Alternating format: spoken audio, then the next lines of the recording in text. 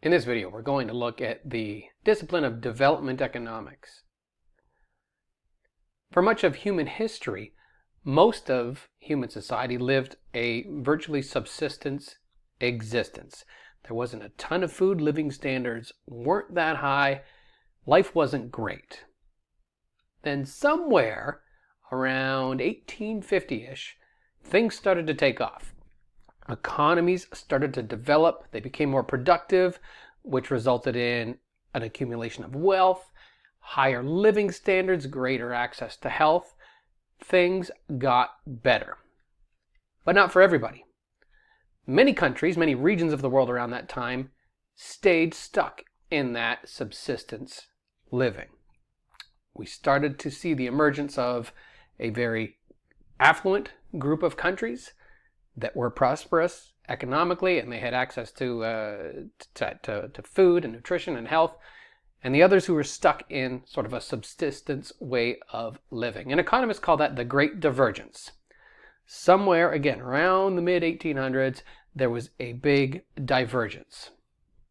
Now, we can observe that today with the presence of what we might call developed countries, who again have access to wealth, economic development, healthcare, nutrition, and generally high living standards, good quality of life. There are other regions of the world that we might call underdeveloped countries or developing countries that don't. They don't enjoy the same standards of living or access to wealth or technology or anything like that. Many of them are still stuck in that sort of subsistence phase. And the big question here is, how did that gap emerge?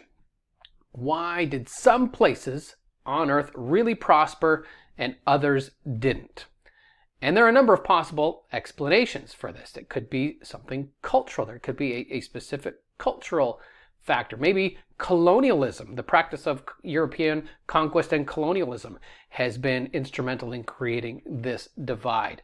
Governance. What if certain institutional arrangements of governing and managing a society were more productive than others? Others work to constrain development, while some maybe work to promote it and encourage economic development. Geography. It could just be where countries were located, maybe having access to the sea to foster trade, or internal networks of rivers. Maybe it was just pure geography and luck. Could be access to resources as well, natural resource endowments that enabled countries to export and grow their economy that way. Maybe technology. Maybe some areas were just lucky enough to develop certain technologies that facilitated development, and other areas of the world did not have access to that. One of the big questions, though, is, can we close that gap? It's one thing to study and to try and understand where that gap came from, but is it possible to close that gap? Can countries that we would call developing countries or underdeveloped countries, can we try and lift them into a condition of more affluence, better access to health and wealth and longer living standards? And that's really what the discipline of development economics is trying to do. It studies the social and economic and political conditions in what we would call low-income countries or underdeveloped countries.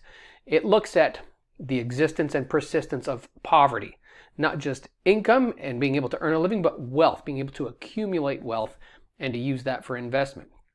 Life expectancy and infant mortality, those are healthcare indicators that are drastically different in high-income countries versus low-income countries. Access to education. Persistent conflict is something that plagues underdeveloped countries as well. And just a general lack of opportunity, the opportunity to live a meaningful life, to earn a living, and to do so sustainably. And so that is the central question.